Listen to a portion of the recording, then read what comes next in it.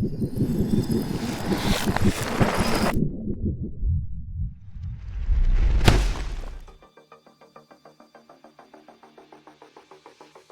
the people are into firearms, and not just guys, a lot of women are too, but they're into muscle cars, they're into guns. It just, and every time you go somewhere, they either talk about the guns or the muscle cars or anything like that. They just go hand in hand for some reason. I don't know exactly why, but they do.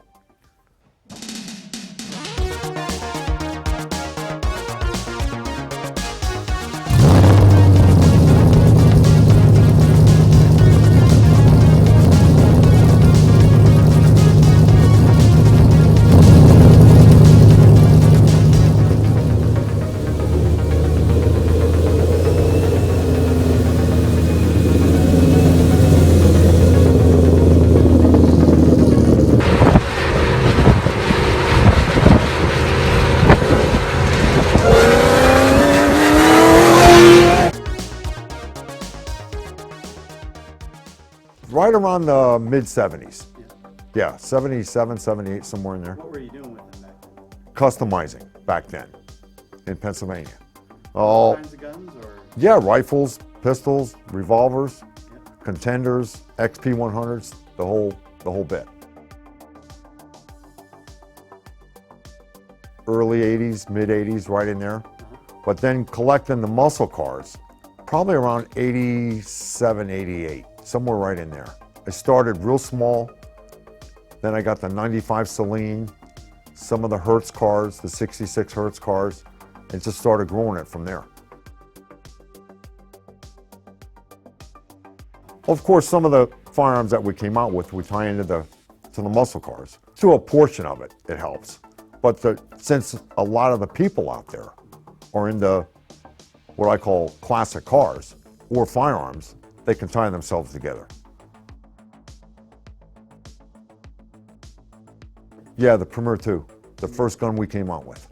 That is still the flagship of the line. What about it and why? It has everything on it 99% of the people would ever need. It's, hard fit barrel, fitted slide to frame, blued finish, double serrated slide, checkered front strap, every ambi safety. It's custom built, and it's still one of our best sellers. As far as the actual cars themselves, I try to run them at least once or twice a year. Put them on the road, take them a mile or two, turn around and take them back, just to circulate all the fluids, make sure everything gets good and hot. But all the late model cars, you got to hook trickle chargers up, because if you don't, usually within about 30 to 45 days, the batteries are dead. And then after once or twice, they're shot. So that's why a lot of the vehicles up there that you've seen have trickle chargers on them. Now the older cars, I'll unhook the negative battery cable and then trickle charge the batteries once in a while.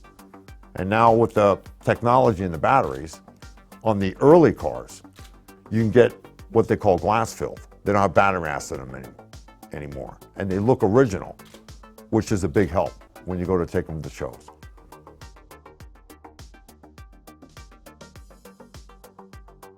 Most of my vehicles have been restored. Not all of them, but most of them. Yeah, the muscle car from 65 to 70, that's where it's all at.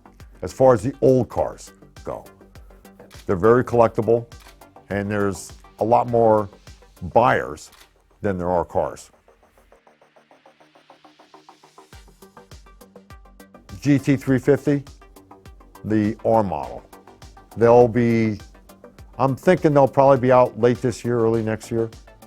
And yeah, I'll get one of them.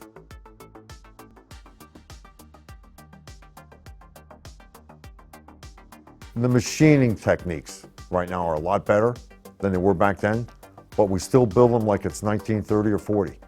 One at a time, draw file all the parts. Everything's oversized, nothing fits. So we still do it like it was done back in the day. Restoration is very time consuming, very time consuming. When you see the amount of hours that are put into a restoration, you appreciate what's being done. Now, sometimes, 1,000 or 1,200 hours is not uncommon on a restoration from scratch. Oh, Karen gets them. Yeah, she gets them all. She always tells me she's going to bury me in a Boss 429, but yeah, they'll probably set up in that building until who knows when.